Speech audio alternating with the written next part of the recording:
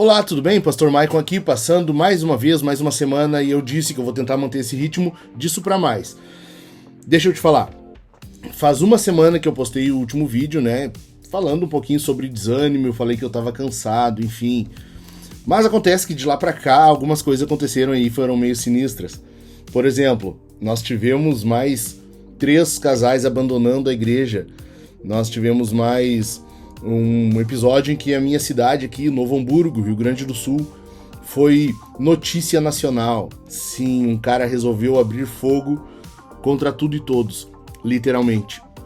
Então, por que eu quero trazer isso aqui? Por que eu tô falando isso? Porque a gente tá vivendo tempos difíceis, né? E eu lembrei muito, durante esse episódio desse cidadão que abriu fogo, enfim, um cara armado com 4 armas e disparando contra a polícia, contra a guarda municipal, contra BOP, contra a própria família, enfim, eu me lembrei de Jesus falando lá em Lucas que os pais estariam contra os filhos contra os pais, e o contexto ali, ele é o que, apesar de que o contexto, ele vai muito além desse meramente ter um filho brigando com um pai dentro de casa, mas ele envolve isso também. E qual é o principal a ideia do texto? É que Jesus está falando sobre a vigilância, sobre o servo vigilante, sobre os cristãos estarem atentos aos tempos do fim e ao período em que estão vivendo. Basicamente é isso. E eu me lembrei muito desse texto durante a semana porque, cara, literalmente iniciou com uma briga em família. Iniciou numa discussão familiar que foi se agravando. O pai, um idoso já com mais de 70 anos, ligou para a polícia pedindo socorro.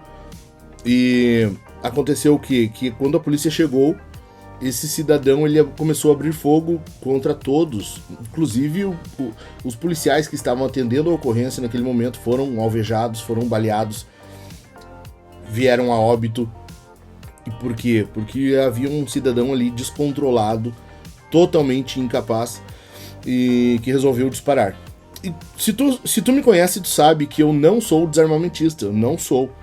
Mas há casos em que é notório que a pessoa não tem condições. E esse era um caso, por exemplo, ele já havia tido um episódio de descontrole, enfim, há alguns anos atrás, e não poderia ter armas. Enfim, o que acontece? Isso marcou a nossa cidade no cenário nacional, na notícia nacional essa semana.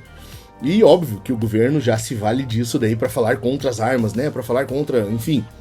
E isso é mais um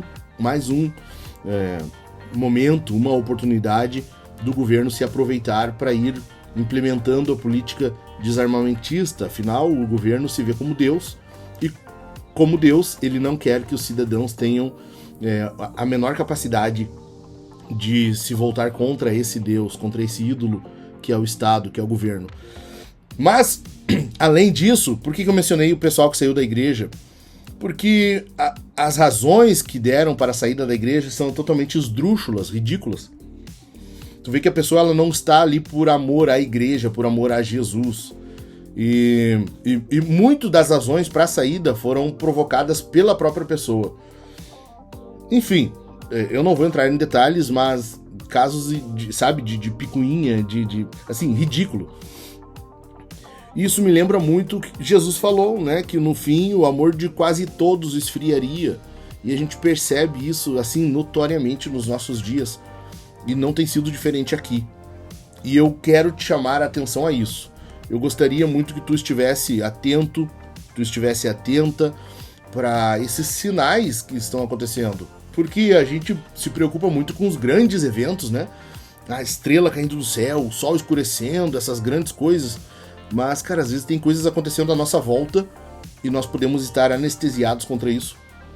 E, diferente disso, nós precisamos estar atentos. Jesus falou sobre esse servo vigilante, sobre a necessidade dos cristãos, esses servos, estarem vigiando, estarem atentos.